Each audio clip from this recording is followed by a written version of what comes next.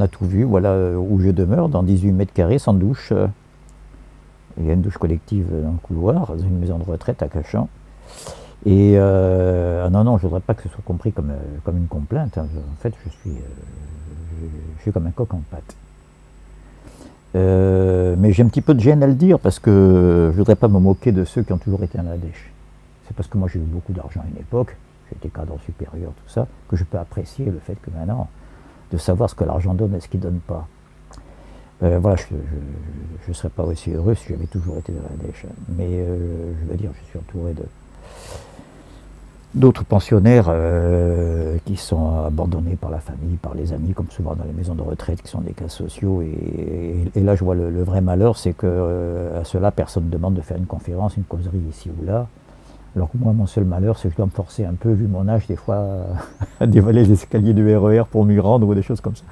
Mais j'apprécie la chance que j'ai de vivre, d'avoir ce luxe de faire l'objet d'une demande, simplement. Je veux dire, je ne me prononce même pas sur la valeur de la réponse que j'y fais, hein, je suis mal placé pour ça. Mais pour moi, la valeur que ces causeries ont pour moi, c'est le fait qu'elles font l'objet d'une demande de genre aussi différent que des agrégés, je pense à Tristan, des agrégés de sciences éco, jeunes et brillants d'ailleurs, des agrégés de maths qui enseignent en prépa malgré leur jeune âge, de physique, des gens qui ont quitté les études dès le BEPC, qu'on appellerait ailleurs des CAIRA, et qui suivent aussi ces causeries, ce qui m'oblige, et c'est plus difficile pour moi, mais ce à quoi je tiens le plus, à trouver un mode d'expression qui soit accessible aussi bien à l'agrégé de philo, et qui l'accroche aussi bien qu'à celui qui n'a pas eu la chance de poursuivre des études, voire aurait-elle même été simplement secondaire. Donc voilà, hein, c'est juste pour faire cette introduction que je ne me plains pas du tout. Et si je ne me plains pas, c'est un luxe de ne pas se plaindre parce que j'ai eu d'autres conditions de vie. Et voilà, et moi je me bats pour que, j'ai rien contre l'argent, je me bats pour que les gens en aient. Voilà, je ne fais pas un propos religieux, je fais un propos philosophique. Je ne suis pas en train de taper sur l'argent.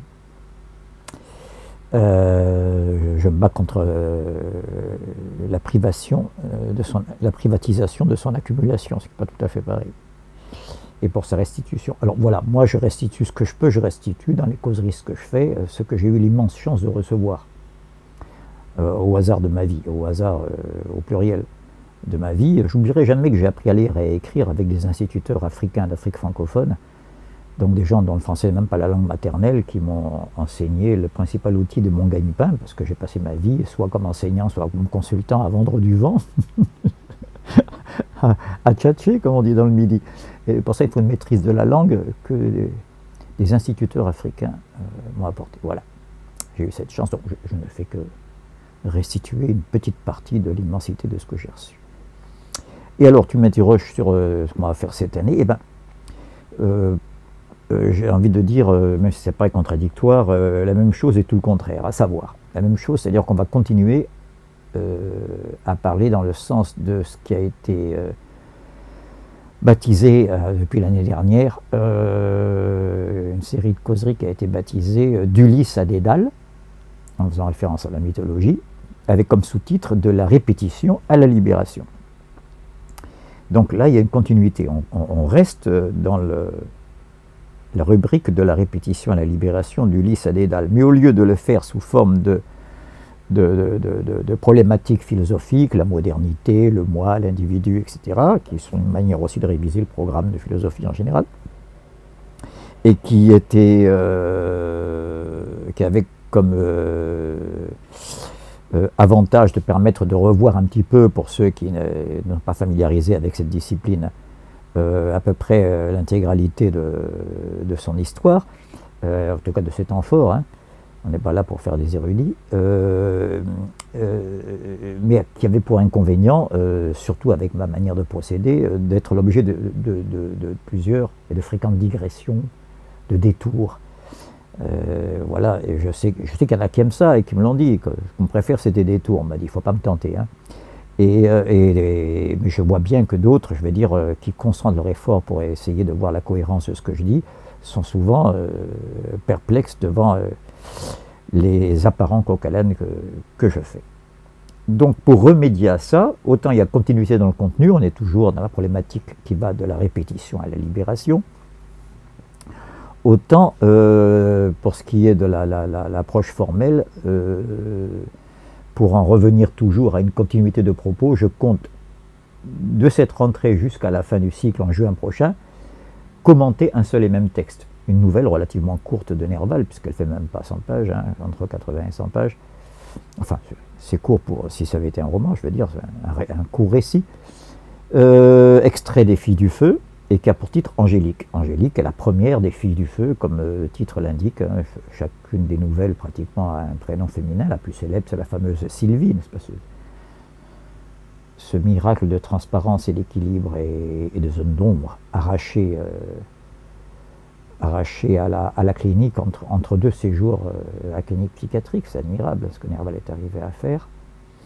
Et Angélique, c'est pas du tout ça, ça n'a pas l'impondérable densité d'une nouvelle comme Sylvie que Proust admirait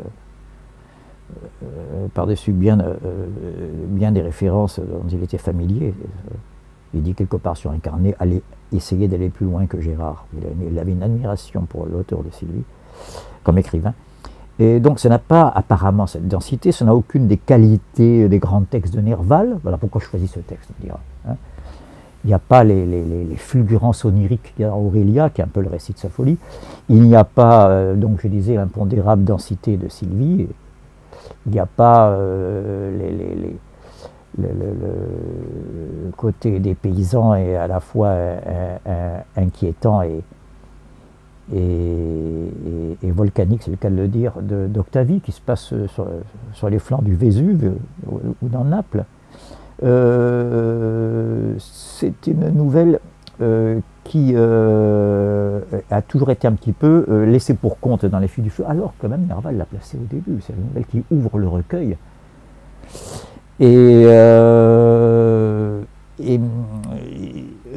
Autre raison qui fait qu'elle a souvent été passée sous silence, c'est qu'elle résiste un peu à la lecture. C'est pour ça que je compte en faire une lecture suivie avec nos followers, c'est comme ça qu'on dit. Ceux qui seront présents directement aux ateliers et ceux qui nous suivent à distance grâce à Internet. En lecture suivie, on va essayer de voir pourquoi cette nouvelle résiste. Et l'une des principales raisons, c'est que Nerval a l'air de changer tout le temps d'intrigue, de propos, de continuité. Si on veut faire savant, on dira de diégèse, comme on dit en hippocane, ou d'intrigue, pour plus simplement de pitch, comme il était à la mode de dire sur les plateaux télé. Voilà, donc je veux dire, il a l'air d'en changer tout le temps. Même si le principal semble être la quête d'un livre qu'il aurait voulu se procurer à Francfort. La nouvelle commence en Allemagne, à la foire de Francfort. Sans qu'on sache très bien ce qu'il fait là, il ne nous le dit pas, mais les premiers mots, c'est en 1851, je passé à Francfort. Bref, il tombe sur un livre, il veut l'acheter chez un bouquiniste, il n'a pas assez d'argent dans la poche, visiblement, parce qu'il a déjà dépensé pas mal pour d'autres livres. Il se dit, dans 2 jours, je serai à Paris, je vais trouver ce livre en 3 coups de cuillère à peau. Ben, rien du tout à Paris. Le récit se débrouille, l'auteur se débrouille, je vais très vite, je ne vais pas déflorer le sujet, pour qu'on ne trouve pas le livre. Donc ça prend beaucoup plus de temps que prévu. Une fois, tous les prétextes sont bons, la bibliothèque est fermée, elle est en vacances, elle est en réparation.